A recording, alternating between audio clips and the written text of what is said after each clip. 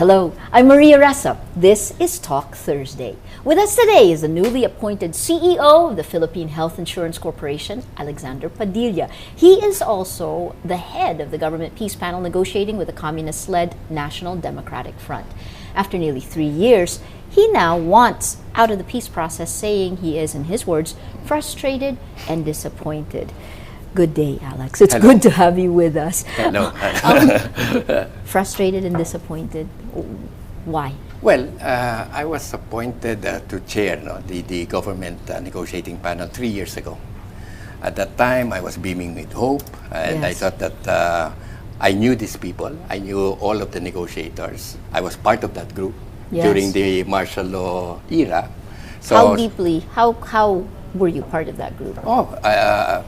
During the martial law era, I was really part of the organized group. No? Correct. Correct. So with the NDF. No? Yes. So you knew Joma Sison personally? Oh, yeah. I knew Joma Sison, I knew Fidel Agkawili, Louis Alandoni, Yes. etc. No? So when I was appointed, I even asked them if they were willing to talk to me. No? So, Yes. and they said that, yeah, sure, so long as we meet certain, So that's how we started. Yes. It was all full of hope, and I remember that there were even good signals at that time because we drafted the longest ceasefire at that time after Yes. a 7-year impasse. No? And then we negotiated in February of 2011 the agreement, a joint agreement with them, where we shortcutted the entire process by moving for all the comprehensive agreements in 18 months. Yes. We should have finished by 2012, September. Now, of course, unfortunately, after February of 2011, then came the demands for prisoner release, Yes. for so many other obligations that government had to do.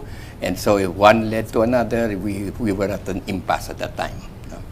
So, yeah. And then a new initiative was done by JOMA, which we Correct. call the special track. Right. This special track would have would also have made the process faster. We didn't have to go to the 4 comprehensive agreements. Yes. As you know, we've had, well, the original agreement that I adopted or I inherited was that there would be 4 comprehensive agreements. We had just finished one, the Comprehensive Agreement on Human Rights and International Humanitarian Law, or CARIL. No? Right. And that took almost 25 years to finish, since 1986 up to now we were moving into the Comprehensive Agreement on Social and Political Reforms. Social and Economic Reforms. And then after that, there would have been a comprehensive agreement on political and constitutional reforms. And finally, there would be the last comprehensive agreement on end of hostilities and disposition of forces. Yes. If you tackle the second comprehensive agreement on socio-economic reforms, we had to tackle all the roots of the conflict. And then we had to go through agrarian reform, national industrialization, etc. Right. We had to agree. Both sides had to agree, and that was difficult. No? Yes. We had to agree, but more than that, we had to implement first that agreement before moving on to the third. Wow. So after assessing what the behavior or the process itself, I was convinced that it was a process that would never end. That it was a process that was intended actually not for peace, but Yes. actually to continue the war, but trying to get concessions in the meantime. No, and then until finally this last year, this year, February, Yes. we were supposed to be discussing the final declaration Yes. for a comprehensive unity and peace. Special track, this was a special track. It bypassed all the 4 comprehensive agreements. Yes. But we had a good start in December of 2012. We were supposed to meet again. We met 2 months after, in February of 2013. And unfortunately, at that time, when we were meeting in Amsterdam, Joma Sison came out with 3 new documents. So he told us that we could not discuss the General Declaration anymore because the General Declaration would have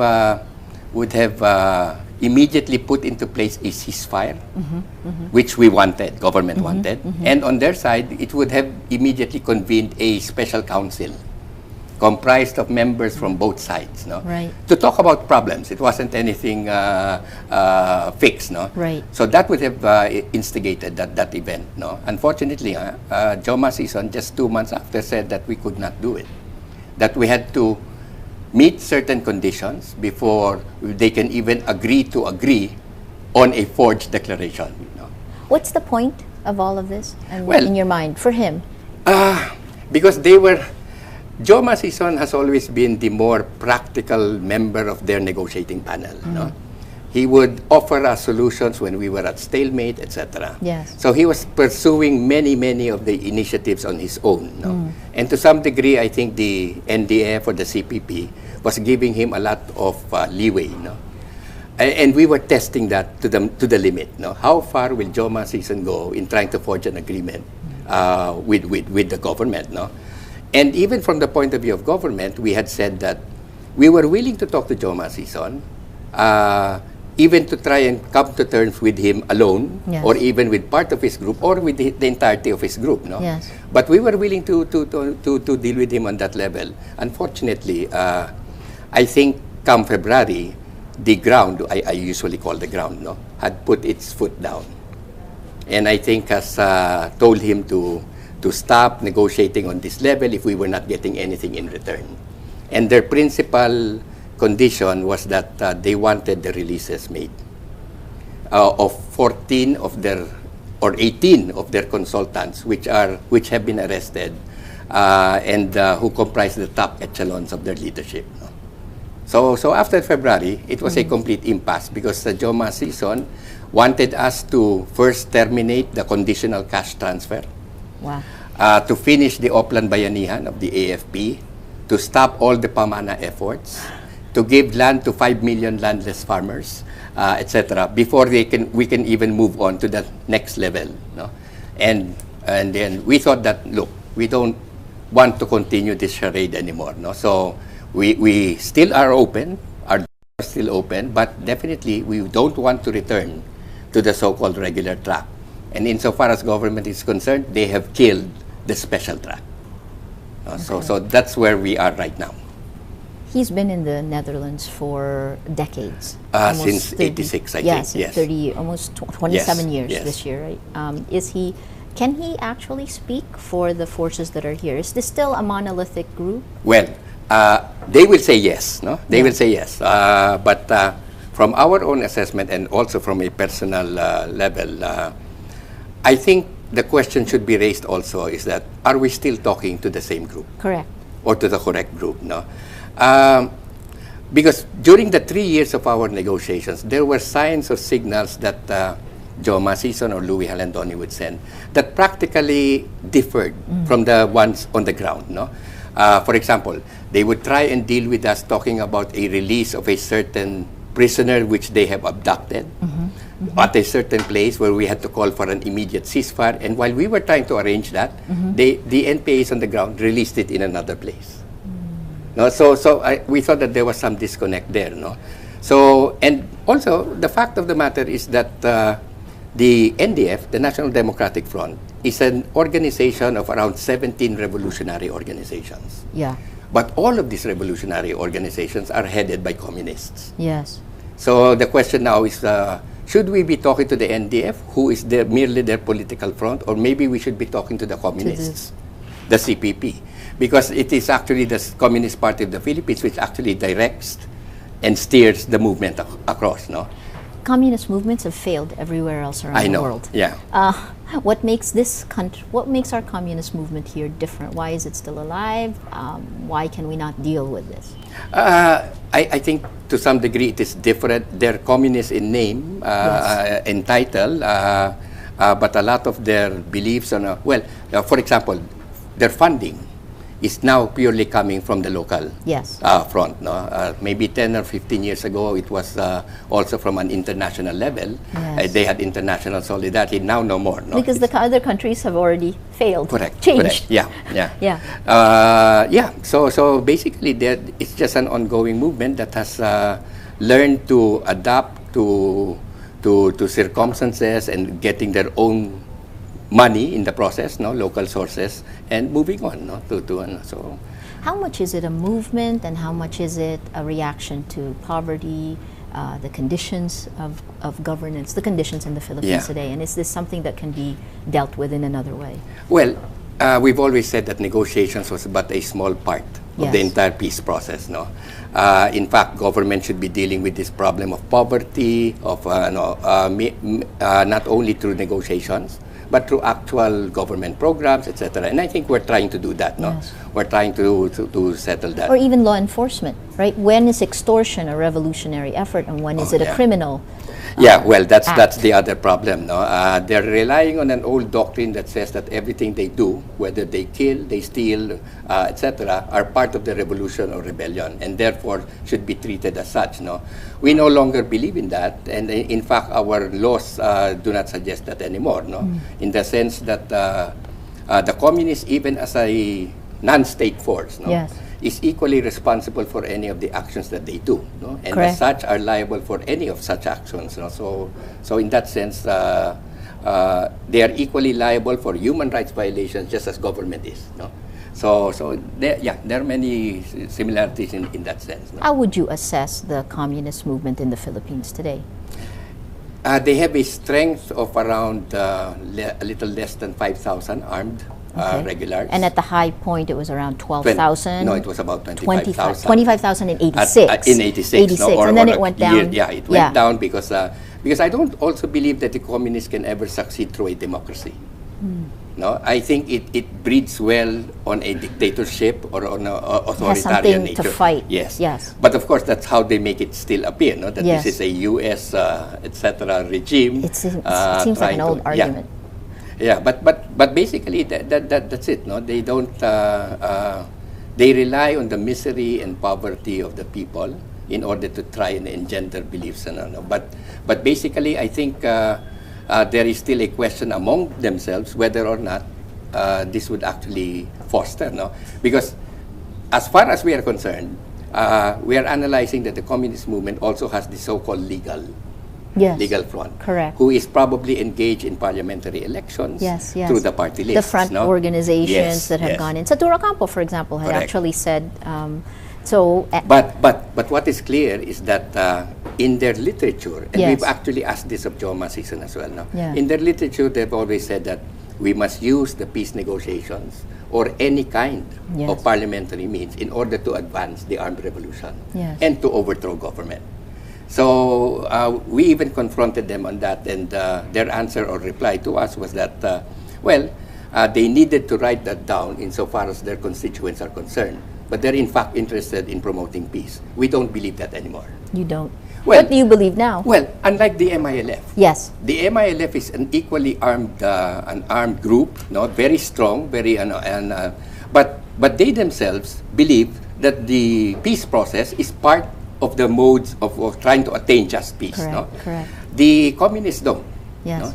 No? They have been very, very consistent in saying that the peace negotiations is but a means to an end. And that end is to overthrow government and to establish a national democratic front, a national democratic state, leading to a communist state eventually. So you still see this group as ideologically driven? It's still working that way? Is it still ideologically driven? Yes, it is. It's still ideologically driven, but it's not the same. Correct. The conditions have changed. Yeah, it's not the same. This is also one thing. After the leadership of Joma, Sison, Fidel Agcawili, etc., you're talking about people in their 70s. Yes. I think the next echelon of leadership of the Communist Party is about in their 40s. A whole generation of leaders were lost. Yes. Principally for the reasons that, aside from the Marcos dictatorship that had there was also a purging of their own ranks. Correct. And there were a lot of cadres, good people, who left the communist movement and are now all over the place, involved in parliamentary people who were struggle. Disillusioned by the communist movement, who've gone. And because communists shouldn't be flourishing in a democratic government, no? Yes. But the reason for it also is that they have been trying to muster enough control in particular areas where they actually engender misery and poverty. So it's a vicious cycle, no? They say that poverty has to be resolved, but at the same time, they don't want the people anyway to improve their economic conditions. No?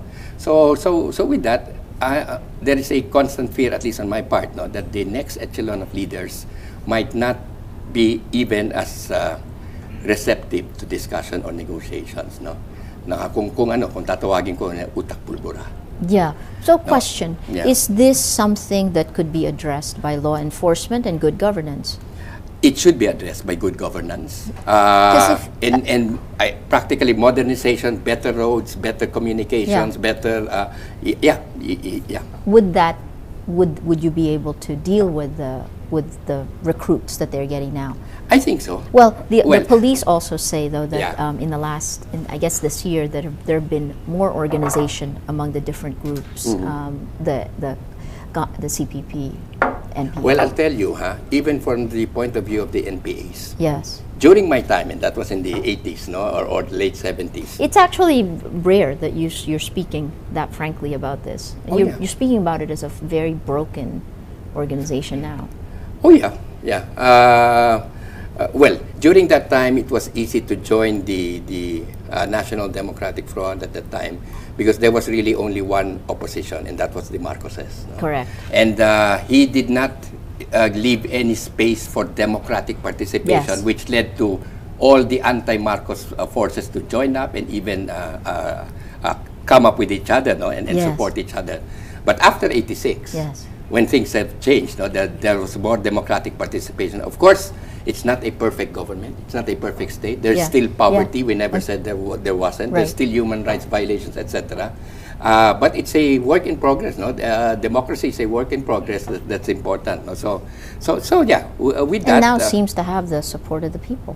I mean, compared to 1986, right? You have the support of this is an elected government. Yeah. What about the purges that the NPA had? This was Oplan missing link in yes, Luzon and they the had a Mindanao series purges. of purges. In different areas, no? Which, of course, we don't know the exact number of people who What was actually... the point of that one? Just It was a fear, I think, no? It was a fear that they were being penetrated by by agents of the government, no? yeah, DPAs, And that many of their actions were being, known by Yes. government agents, which led to many arrests, etc. So it was a cleansing project on their part. But if you study communist movements all around the world, this is a regular feature. It's a sort of a call for loyalty, no? Because they feel that possibly there have been too much dissent Yes. within the organization, or they have this principle called democratic centralism, where you're allowed to discuss among each other up to a certain point. Yes. But once a decision is reached, then that has to be adhered to strictly, no? At the point of death, if there was any violation. So the purges led to that, and I think after that, even a lot of their cases actually left the movement. After 86, so what was retained were actually the so-called reaffirmists, who reaffirmed the strategic goal of an armed revolution in order to overthrow government. No? So what keeps the left going now? Well, it's for some will say that it's the only thing that they know how to do to launch a revolution. Also because they have their own resources by now. Yes. Unlike before. And systems. Right? And systems. And they've learned to adapt as well. No? Yeah. I have to give it, this movement cannot be, well, this is my opinion, no? Cannot be toppled purely on military might alone. I'm convinced of that. No? Yes. It's all a combination of negotiations, economic initiatives, etc. No? In order to try and win over everyone. In other words, if we bring progress, etc., to the areas that they even have influence on, I think that may change, no, to some degree. No? But also, I'm also convinced on the other side that the communists can never win. Yes. They can never overthrow government by this belief alone, simply because people are not, they reject communism or totalitarianism, no, and that's what it would be, and that they purely believe in democracy, no. Yes. No matter how imperfect that democracy, no matter if we elected the most stupid people in the land, no, but it's still a democracy, no. Yes. And then people just don't want other persons appointed to certain positions, and then now, they're even criticized now of being conjugal dictatorships or what. No? So, yeah. So what's the incentive for government to continue talking peace? Right now, by assigning you to PhilHealth, you're basically, the talks have failed. Well, let's put it this way. I think I did not live up to the expectations in relation to the peace process is concerned. Did not live up to whom? The government or the NDF? Well, it's just that I was really very confident at that time that we were going to come to terms. No? Yes. And I've been studying peace movements around the world and peace agreements around the world. And usually the most substantial of the peace agreements are concluded in a year's time, 2 years' time. No? Correct. And if you also notice, most of the other arduous struggles like the IRA, the Colombian drug cartel, etc., are now all coming to a close. No? Right. So I'm of the belief that this will happen. No?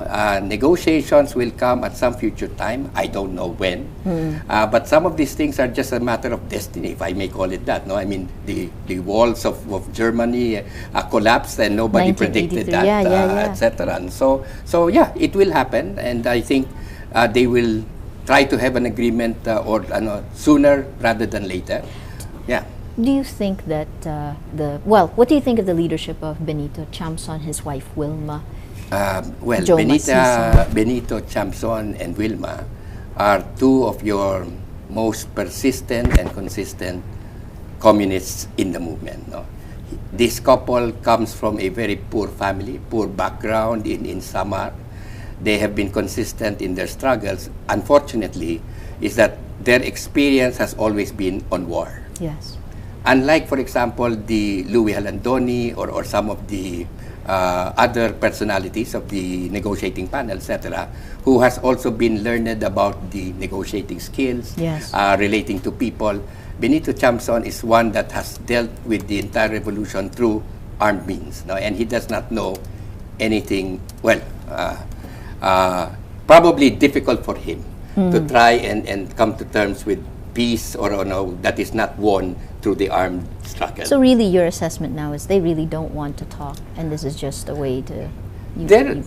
That's my personal assessment. I think they're also afraid that they would lose many of their comrades or many of their initiatives if they negotiated with government. No?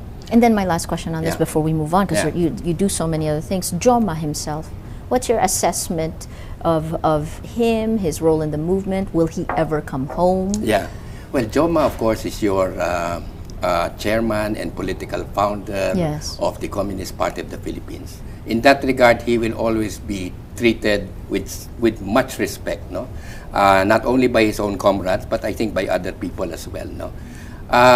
But to my mind, when we had that meeting in December of 2012, and then 2 months after was followed up by the February meeting, I think Joma Sison also made his own decision already.